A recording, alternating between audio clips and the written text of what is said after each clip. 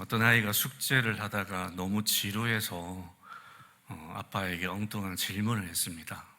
아빠, 나는 앞으로 어떻게 될까? 내 미래가 너무 궁금해. 그래? 궁금해? 아빠는 네 미래가 훤히 보이는데? 정말? 아빠, 내 미래가 뭔데? 제발 말해줘.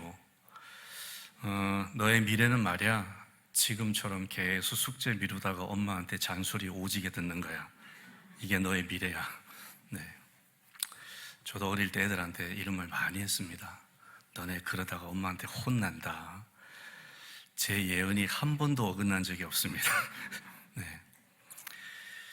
여러분, 인간은 자신의 미래에 대해서 알고 싶어 합니다. 여러분도 여러분 미래에 대해서 알고 싶으시죠? 그런 본능적인 갈망이 있습니다. 네 가지 이유가 있어요. 첫째로, 우리 인간의 뇌가 불확실성을 견디지 못합니다. 뭔가 불확실한 상황이 있으면 이 상황을 육체적인 통증처럼 받아들인다 그래요. 굉장히 힘든 거예요. 그래서 미래를 예측해서 그 불안감을 잠재우고 싶은 겁니다. 이게 첫 번째 이유고, 두 번째는 통제 욕구예요. 인간은 모든 자기의 삶이 자기 수중에서 통제되고 있다라는 생각이 들어야 행복감을 느낀다 그럽니다.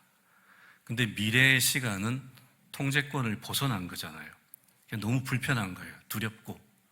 그래서 미래를 예측해서 그 상황을 통제하고 싶은 겁니다.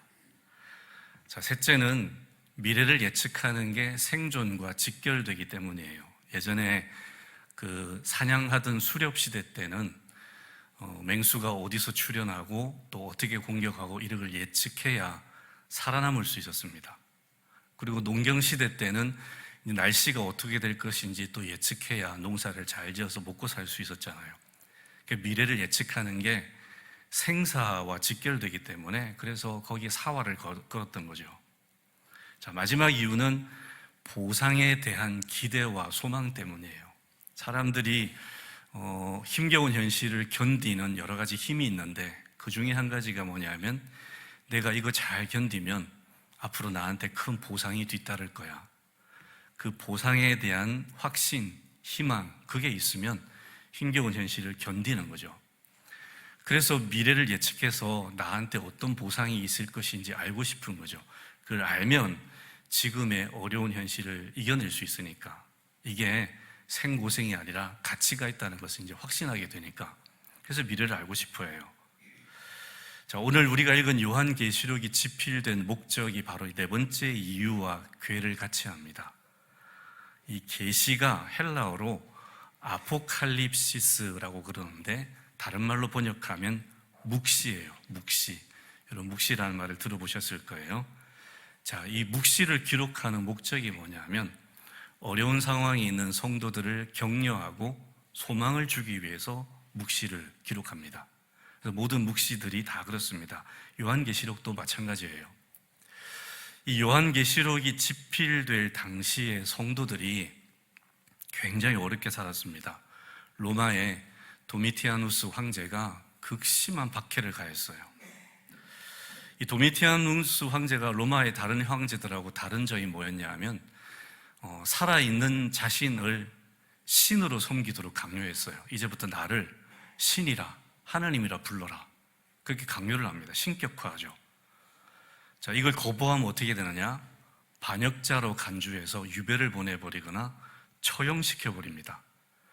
나를 향해서 신이라 부르지 않으면 나 너는 유배 보내버리고 처형시킬 거야. 반포한 거예요, 법령을. 그리고 로마 우상 신전에 세금을 내게 합니다. 안 내면 재산을 몰수해버립니다. 그러니까 성도들 입장에서 정말 말이 안 되는 상황이 벌어진 거죠. 성도들은 오직 누구만 주라 불러야 됩니까? 예수님만, 하나님만. 로마 황제를 주라 부를 수 없잖아요. 로마 우상 신전에 제물을 갖다 바칠 수도 없잖아요. 그러니까 성도들에게 남은 옵션이 뭡니까? 재산 몰수당해 굶어 죽거나 유배를 가게 되거나 처형당하는 것. 이게 일상이 되어버린 거예요. 여러분 생각해 보세요.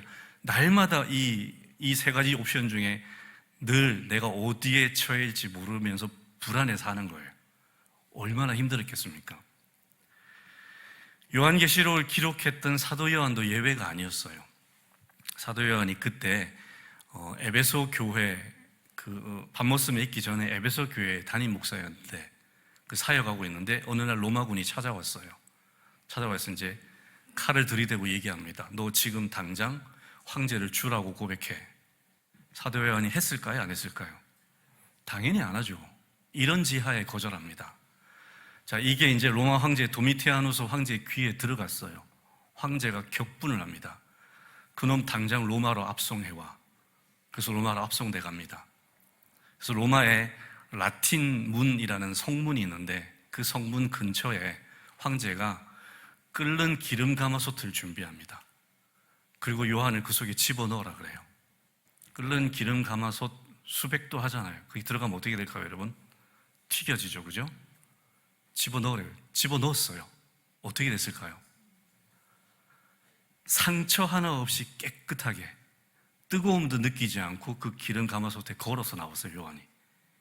그 광경을 황제가 봤어요. 수많은 군중들이 봤어요.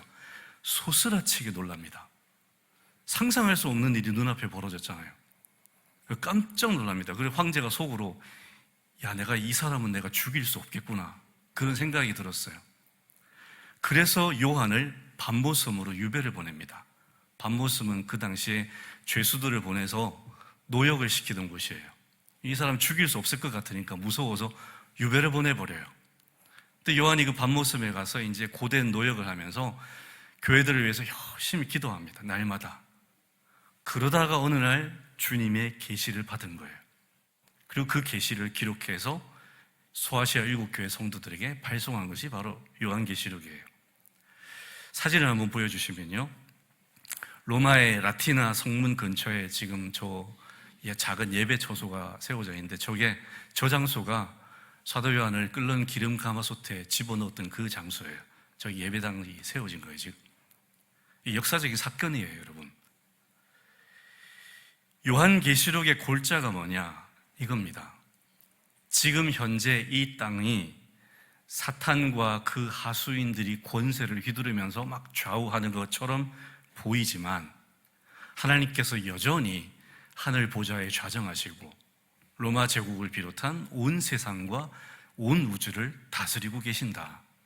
종말의 날이 오면 하나님께서 사탄과 이 땅의 모든 악한 세력을 멸하실 것이고, 그리고 새하늘과 새 땅을 창조하실 것이니 여러분 성도들은 이 악한 세상 속에서 흔들리지 말고 끝까지 예수 그리스도만 주라 고백하고 믿음 지키시라.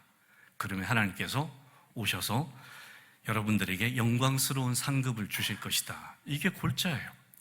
무슨 많은 환상에 대한 예언의 내용들이 있죠. 그거 다 빼고 진짜 핵심 골자는 이겁니다. 하나님이 통치하시니 끝까지 하나님을 섬기고 믿음 지켜서 주님 오실 때 상급 받으라는 거예요.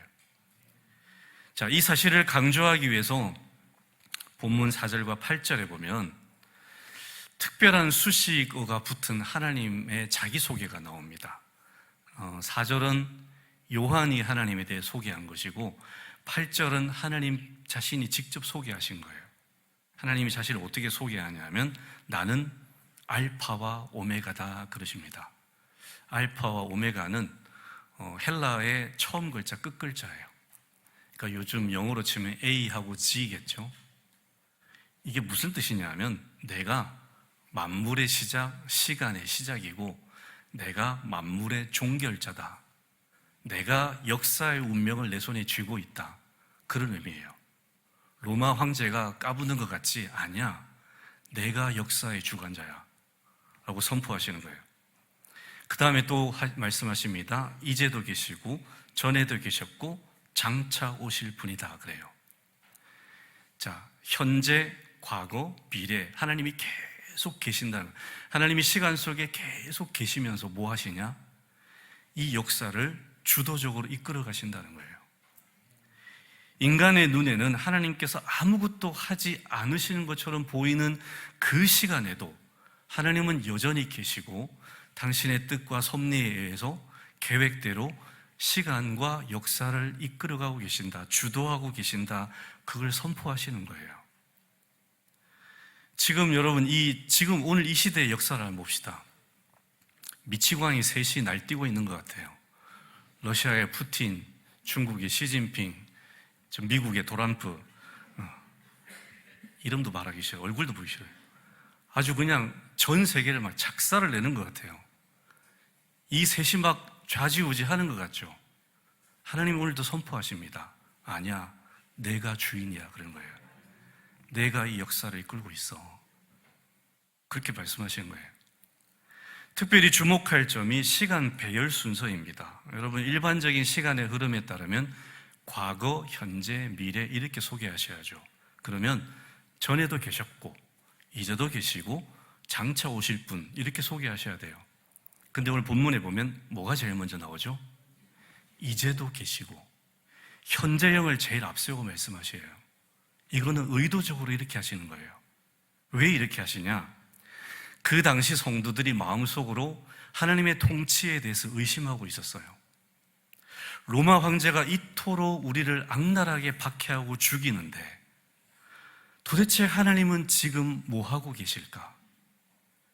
우리가 이렇게 힘겨워하고 어렵고 고통 속에 있는 이 순간에 지금 하나님은 왜 방관만 하고 계시나? 이런 의심이 속에 가득한 거예요. 하나님이 그들의 의구심에 대답을 하시는 거예요. 그래, 의심스럽지. 내가 충분히 이해해. 근데 얘들아, 그럼에도 불구하고 나는 지금도 일하고 있어. 나는 이제도 너희들의 하나님이야. 이 세상은 내 것이야. 내가 통치해. 라고 선포하시는 거예요. 자, 끝으로 하나님은 전능한 자이시다. 그렇게 소개합니다. 전능한 자는 헬라어로 판토크라토르라고 합니다. 직역하면 모든 것을 통치하시는 자. 자, 그 당시에 로마 황제를 뭐라고 불렀냐면 아우토크라토르라고 불렀어요. 아우토크라토르 뜻이 뭐냐면 홀로 통치하는 자. 요즘으로 치면 독재자 그런 뜻이에요. 이 로마 제국 온 세상은 나 혼자 통치한다. 로마 황제가 유일한 주권자다. 그런 표현이에요. 그래서 사실 로마 제국을 보면 어느 곳을 봐도 로마 황제가 진짜 주인인 것 같아요. 모든 곳에 황제 숭배하는 신전이 지어져 있고 그 다음에 동상들이 다 세워져 있고 황제가 주관하는 프레이드들, 축제들, 경기들 곳곳에 다 열리고 있고 동전에도 뭐가 새겨져 있어요? 황제의 초상이 새겨져 있어요. 그 로마 제국 어디를 둘러봐도 이곳은 로마 황제만이 다스리는 곳이구나. 그걸 계속 느낄 수밖에 없는 그런 현실이에요. 한마디로 로마가 황제 천하라는 거죠. 근데 하나님이 뭐라고 선포하십니까? 로마 황제가 아우토크라토르라고 나는 판토크라토르라 얘기하시는 거예요. 나는 로마 황제뿐만 아니라 로마 제국뿐만 아니라 온 세상과 온 우주까지 다스리는 전능한 자다. 스스로 이렇게 선포하시는 거예요. 로마가 비록 외견상으로 황제가 다스리는 것처럼 보이지만 실제로는 하나님의 통치하에 있다는 것을 선포하시는 거죠. 자, 이 계시록을 사도 요한이 기록했어요. 사도 요한은 하나님이 절대 주권자이시고 하나님이 온 세상을 통치하시고 로마 황제도 하나님의 발 아래 두고 계시다는 확신이 있었을까요? 없었을까요? 언제 이 확신이 생겼을까요? 처음부터도 있었겠죠. 그런데 결정적으로 이 확신이 언제 생겼냐 하면 황제가 자기를 기름 가마솥에 집어넣었을 때. 그럼 황제가 주권자고 황제가 통치자면 그 안에서 자기 죽었어야죠. 멀쩡히 살아나옵니다. 그럼 황제보다 그 위에 누가 있다는 거예요? 하나님이 계시다는 거죠. 하나님이 살려주셨잖아요. 하나님이 이거 끓는 기름 가마솥에 멀쩡히 걸어 나오게 했어요. 그러면 로마 황제의 명령보다 누구의 명령이 더 위에 있다는 거예요? 하나님의 명령이 있다는 걸 자기가 산 증인이에요. 자기는 하나님을 부인할 수 없어요. 왜? 자기가 경험했으니까. 서슬퍼런 그 로마 황제의 명을 하나님이 묵살시키셨어요. 네가 내 종을 죽이겠다고? 천만의 말이다. 내가 너의 명을 묵살시켜버리고 내 종을 살릴 거다. 살려내시잖아요. 자기가 경험했잖아요. 사도 요한은 하나님의 다스리심, 하나님의 그 전능하심에 대해서 절대 부인할 수 없는 거예요. 자기가 경험했기 때문에. 자, 그리고 사도 요한이 보는 이 요한계시록을 받아 읽던 성도들 확신이 있었을까요? 없었을까요? 당연히 있죠. 왜 이 계시록을 누가 써서 보냈습니까? 사도 요한이 써보냈잖아요. 사도 요한이 어떤 일을 겪었는지 이 성도들도 다 알잖아요. 그러니까 이 계시록을 읽을 때 이 계시록을 보낸 사도 요한이 예전에 로마 황제가 끓는 기름 가마솥에 던져놓는데도 하나님이 그를 살려주셨지, 다 아는 거예요. 그리고 이 서신서를 보면서 다시 한번 하나님의 통치하심과 전능하심에 대해서 상기하게 되고 무한한 감동과 위로와 힘을 얻는 거예요. 지금 우리가 도미티아누스 황제 때문에 하루하루 살아는 판을 걷는 것 같은 정말 이렇게 힘겨운 현실을 살아가고 있지만, 그럼에도 불구하고 하나님이 주권자셔, 하나님이 통치자셔, 하나님이 지금도 함께 계셔, 우리 끝까지 믿고 끝까지 신앙 지켜서 나중에 하나님 앞에 상급받을 거야, 이런 각오와 결단을 하게 되는 거예요. 자, 그럼 한번 생각해 보겠습니다. 여러분, 요한계시록의 수신자가 누구입니까? 누가 이 요한계시록을 봤습니까? 소아시아 7 교회와 그 성도들이 봤습니까? 물론 받았죠. 근데 그들만 수신자였을까요? 오늘 1절에 보면요, 계시록에 진짜 수신자가 나와요. 뭐라고 나옵니까? 그 종들이라고 나와요. 그 종들에게 이 계시록을 보낸다 그래요. 자, 그러면 그 종들이 누굴까요, 여러분? 누굽니까? 여러분이에요. 모든 그리스도인. 요한계시록은 2000년 전에 소아시아 7교회 성도들에게만 보낸 게 아니에요. 그들도 그 종들 속에 포함되어 있는 수신자 중에 일부지. 하나님이 요한계시록을 써서 보내신 원래 수신자는 그 종들이에요. 이제 2000년의 세월을 뛰어넘어서 하나님께서 이 계시록을 누구에게 보내십니까? 여러분에게 보내시는 겁니다. 여러분이 수신자예요. 그럼 이 요한계시록을 받아들일 때, 읽을 때 여러분 마음속에 하나님은 무엇이 생기기를 바라시는 거예요? 하나님이 주권자시다, 하나님이 통치자시다, 하나님이 지금도 내 인생에 함께 계신다, 내 인생을 붙들고 계신다, 하나님이 역사의 주인공이시다, 이거 깨닫고 힘과 용기를 얻으시라는 거예요. 소망을 얻으시라는 거예요. 하나님이 전혀 안 보이는 것 같은, 하나님이 아무 일도 안 하시는 것 같은 내 현실 때문에 낙심하지 말고, 그것 때문에 염려 근심에 사로잡혀서 어찌할 바 몰라서 그렇게 살아가지 마시고, 지금 내 눈에 하나님이 안 보이시고 하나님이 하시는 일이 하나도 안 보여도 하나님은 여전히 살아계시다, 나를 통치하신다, 이거 믿으시라는 거예요. 이 믿음이 우리한테 있게 되길 바랍니다. 그 로마 시대, 그 시대 성도들에 비하면 지금의 우리 삶은 고통도 아니에요. 그들의 고통에 비하면 우리는 사실 엄살 피우고 있는 거예요. 여러분 한번 생각해 보세요. 여러분이 2000년 전에 이들이라고 생각해 보세요. 언제 내가 잡혀가서 처형당할지 모르고, 언제 유배갈지 모르고, 언제 내 재산이 몰수당해서 굶어 죽을지도 모른다, 하루하루 그렇게 산다고 생각해 보세요.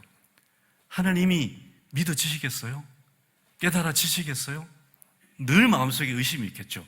지금 정말 그에 비하면 말도 안 되는 쬐그마한 고난도 이렇게 못 견디고 있는데 우리가 이 믿음이 이렇게 약해요. 주님이 우리에게 계시록을 보내주신 이유가 이겁니다. 현실을 보지 말라는 거예요. 그 현실을 뛰어넘어서 믿음의 눈을 가지라는 거예요. 눈에 보이지 않는 하나님이 지금도 역사하시고 내 곁에 계신 것을 믿으라는 겁니다. 받아들이고 평안하라, 담대하라. 여러분, 우리가 이 평안함과 담대함을 얻으려면 어떻게 해야 되냐? 하나님은 지금 어디에 계실까요? 여러분, 하나님 지금 어디 계세요? 여러분 속에 계시잖아요. 하늘 보좌에 계시지 않아요. 지금 여러분 속에 계세요. 그러니까 우리가 하나님이 내 인생에 함께 하신다는 확신을 얻으려면 어떻게 해야 되냐면 내 속에 계신 성령님께 집중해야 됩니다. 그분과 친하게 지내셔야 돼요. 그분을 인정해 드리셔야 돼요. 그분의 존재를 내가 확신하고 각인해야 되는 겁니다. 그러면 하나님 멀리 계신 분이 아니에요. 지금 나와 함께 계시는 분이지. 그거 확신하라고 성령님 우리에게 보내신 거예요. 너는 혼자가 아니다. 지금도 내가 너 안에 있다. 너와 24시간 하루 종일 동행하고 있고 너의 모든 일거수일투족을 내가 알고 네가 무슨 염려를 하고 네가 무슨 근심을 하고 네가 지금 무슨 생각을 하는지 얼마나 고통스러운지 내가 다 안다. 계속 내 안에 성령님께서 말씀하고 계세요. 우리가 그 성령님을 알고 그분과 교제하고 그분하고 친밀하게 지낼 때 우리가 이 확신을 가지게 되는 거예요. 아, 하나님이 지금 내 곁에 계시는구나. 이제도 계시는구나. 나와 함께 하시는구나. 이 확신이 우리 속에 있어야 되는 거죠. 하나님이 왜 우리에게 이 계시의 말씀을 보내서 우리에게 이걸 읽게 하시냐? 우리를 너무너무 사랑하시기 때문입니다. 저와 여러분이 하나님의 최고의 관심사, 최고의 애정의 대상인 줄 믿습니다. 하나님은 우리한테서 눈을 못 떼신다 그러잖아요. 한순간 졸지도 않으시고 우리를 지켜보고 계신다 그러잖아요. 내가 안 느껴진다고 해서 하나님이 그러지 않으시는 게 아니에요. 내 느낌과 상관없이 하나님은 지금도 여전히 졸지도 않고 주무시지도 않고 여러분을 지켜보고 계신 줄 믿습니다. 이 확신 속에 사는 거죠. 너무너무 사랑하세요. 쉬지 않고 열심과 성실로 지금도 우리를 돌보고 계시는 분, 그 하나님을 믿으라는 거예요. 그러면 하나님은 왜 우리를 이토록 지극히 보살피실까요? 우리는 왜 이토록 이 믿음을 지켜야 되는 걸까요? 그 궁극적인 목적과 이유가 7절에 나옵니다. 요한계시록의 핵심 주제예요. 우리 같이 한번 읽어봅시다. 시작. 볼지어다 그가 구름을 타고 오시리라. 그를 찌른 자들도 볼 것이요 땅에 있는 모든 족속이 그로 말미암아 애곡하리니 그러하리라. 아멘. 아멘. 이게 핵심입니다. 요한계시록 다 잊어버려도 이것만 붙들고 있으면 됩니다. 주님이 어떻게 하시겠다고요? 오신다 그럽니다. 오실 것이다. 지금 이 세상이 겉보기에는 권력을 쥐인 자들이 좌우하는 것 같지만 결국 구름 타고 영광 중에 오시는 그분이 오실 때 그분 앞에 모든 권세자들이 무릎 꿇게 될 것이다. 그날에는 모든 사람이 재림주의자, 심판주의신 주님이 영광 가운데 구름 타고 오는 것을 보게 될 것이다 그래요. 모든 세상 사람들이 보게 될 것이라 그래요. 아무도 못 보는 사람이 없다 그럽니다. 다 보게 되는데, 그런데 그분을 보면서 두 종류로 나뉘어요. 첫 번째, 오늘 보면 그때 그를 찌른 자들과 땅에 있는 모든 족속이 뭐 할 거다 그럽니까? 통곡할 거라 그래요. 이 원어의 뜻은 가슴을 치면서 대성통곡한다는 뜻이에요. 그를 찌른 자들은 물론이고 땅의 모든 족속은 어떤 자들이냐?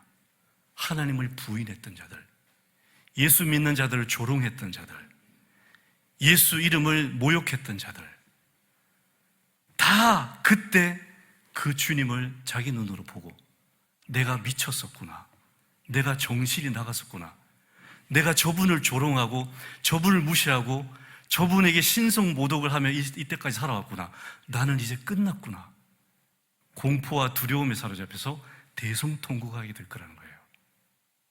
그리고 그동안 자신들이 길을 쓰고 쌓아왔던 그 재물들, 권력, 명성이 아무것도 아니라는 것을 깨닫게 되는 거예요. 내가 이것만 가지면 정말 인생 화려하게 멋있게 살 수 있을 줄 알았는데, 이게 내 인생을 지켜줄 줄 알았는데 이게 하나도 소용이 없구나, 그걸 깨닫게 되고 땅을 치고 후회하게 되는 거예요. 여러분, 계시록 뒤에 가면 이들이 나중에 주님이 오실 때 이렇게 고백해요. 산들이여 제발 내 위에 무너져라 그래요. 산들이여 내 위에 무너져서 나를 좀 덮어라 그래요.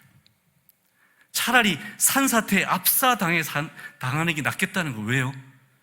그 두려우신 주님의 심판을 겪느니 내가 차라리 산사태에 깔려 죽는 게 낫겠다. 그 정도로 주님을 두려워하며 후회하고 대성통곡하게 될 거라는 거예요. 그날이 올 겁니다. 그런데 우리 성도들은 어떻게 합니까? 두려워합니까?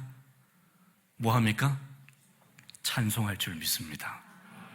할렐루야, 주님, 제가 학수고대하며 주님을 기다렸습니다.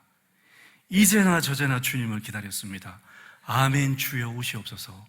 여러분, 환호성을 지르게 될 줄 믿습니다. 승리의 찬가를 부르게 될 줄 믿습니다. 그렇습니다. 그러라는 거예요. 그래서 끝까지 믿음을 지키라는 거예요. 그날에 대성통곡하고 후회하지 말고, 슬피 울며 이를 갈며 지옥 밖으로 쫓겨나지 말고, 주님이 오실 때 할렐루야 기쁨의 찬송 부르며 주님께 영광 돌려드리는 그 거룩한 신부로 주님을 맞이하도록 준비하라는 거예요. 믿음 지키라는 겁니다. 그래서 이 영광스러운 승리에 참여하기 위해서 우리가 구체적으로 해야 될 것이 3절에 나옵니다. 여러분 3절 같이 읽어봅시다. 시작. 이 예언의 말씀을 읽는 자와 듣는 자와 그 가운데 기록한 것을 지키는 자는 복이 있나니 때가 가까웁니다. 아멘. 복이 있대요. 뭐 하는 자가? 읽는 자와 듣는 자와 그 가운데서 지키는 자가 복이 있다 그래요. 복 있는 사람이 되시기 바랍니다. 뭐가 복 있는 사람입니까? 내가 계획한 대로 내 현실이 다 이루어지고, 내가 원하는 만큼 돈 벌고, 좋은 아파트에 살고, 좋은 차 몰고 다니고, 명성 이름 떨치고, 아주 이게 복이 아닙니다. 우리 성도의 복은요, 지금 이 예언의 말씀을 읽고 듣고 깊이 묵상하고 그것을 지키는 것이 복입니다. 우리는 이 복에 집중해야 돼요. 성경 예언의 연구의 권위자가 있습니다. 존 바톤 페인이라는 구약학자가 성경 속에 나오는 예언들을 연구를 했어요. 성경에 1817개의 예언이 기록되어 있다고 합니다. 근데 그 중에 75%에서 80%까지가 이미 다 이루어졌대요. 확률 100%. 완벽하게 다 이루어졌다고 합니다. 자, 나머지 20%, 25% 남아있는데 이게 언제에 대한 예언이냐?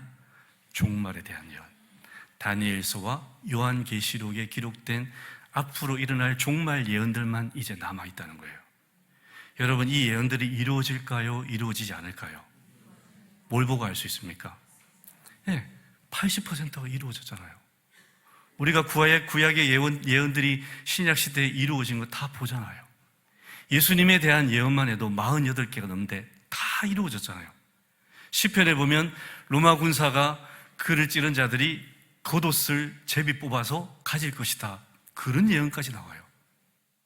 여러분, 겉옷을 왜 제비 뽑아서 가지냐면 겉옷을 나누면 옷이 상하잖아요. 그 군사들이 가위바위보해서 예수님의 겉옷을 제비 뽑아서 한 사람이 통째로 갖는 거예요.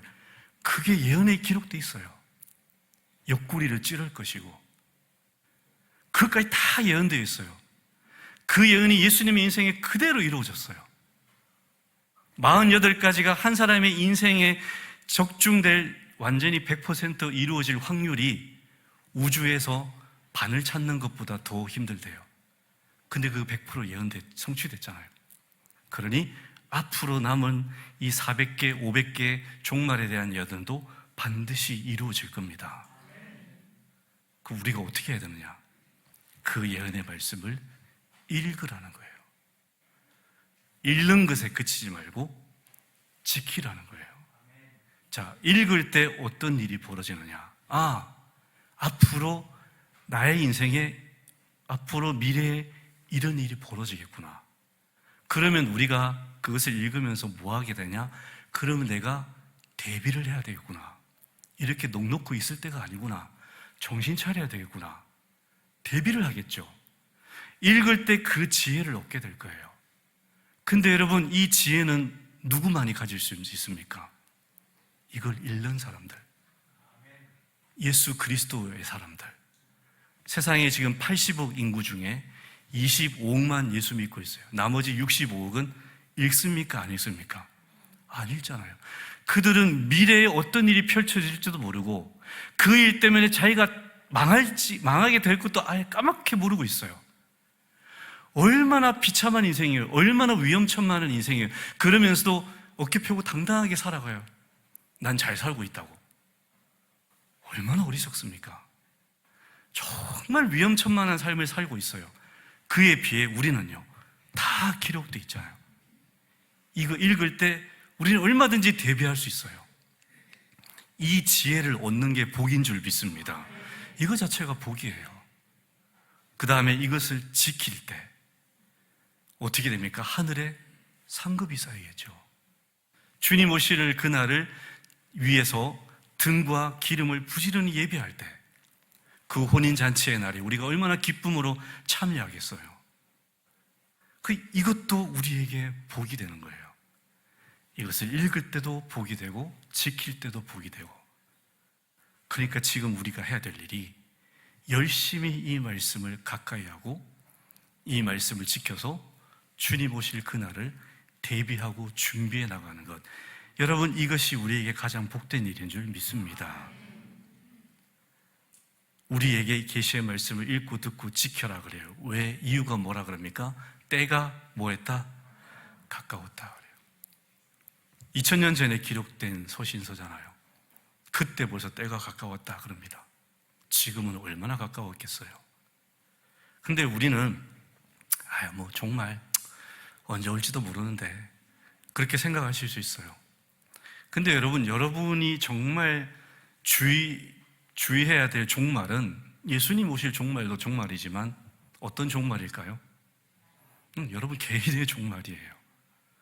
몇 년 남으셨을까요? 네.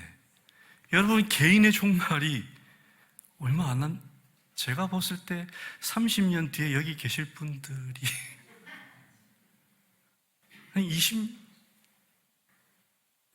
예수님 오실 종말 말고요, 내 개인의 종말이 지금 눈앞에 있어요. 정신 차려야 되지 않겠습니까? 각성해야 되지 않겠습니까? 대비하셔야죠.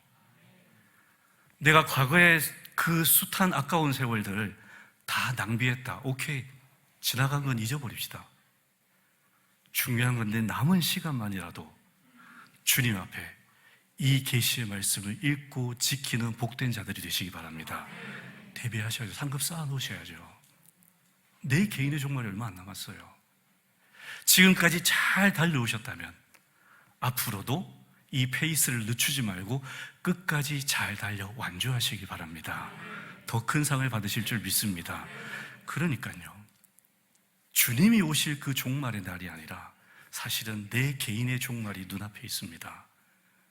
우리는 세월을 이렇게 보내면 안 되고요, 정말 정신 차려서 주의 거룩한 신부가 되어서 지금 내 등에 기름이 있는지 불이 붙어 있는지 확인하고 기도하고, 주님이 나에게 이 땅에서 나를 빛으로 세워놓으셨으니, 소금으로 세워놓으셨으니 그 빛과 소금의 사명을 잘 감당하시고, 나의 행실, 선한 행실을 통해서 주님의 향기가 세상에 드러나게 하시고, 그렇게 하셔서 상급 쌓아놓으셔서 주님 앞에 서게 됐을 때 정말 주님이 버선발로 달려나오셔서 착하고 충성된 종아, 나의 거룩한 신부야, 내가 너를 오랫동안 기다렸다 맞이하시고 그 주님과 영광의 재회를 나누시는 저와 여러분이 될 수 있기를 주님의 이름으로 축원합니다. 기도하겠습니다. 하나님, 주님 오실 날이 얼마 남지 않았습니다. 주님이 말세의 징조라고 말씀하셨던 지진과 기근과 민족들 간의 전쟁이 우리 눈앞에 펼쳐지고 있습니다. 하나님, 이 모든 징조를 보면서도 하나님 정신을 차리지 못한다는 것은 주님, 우리가 너무나 하나님 영적으로 어두워져 있는 상태임을 반증하는 것이오니, 우리가 하나님 이제는 눈을 뜨게 하여 주시고 이 세대를 분별하게 하여 주시고 정말로 나의 종말을 주님 앞에 정말 아름다운 모습으로 맞이할 수 있는 그런 지혜로운 성도들이 다 되게 하여 주시옵소서. 예수 그리스도 이름으로 기도드립니다. 아멘.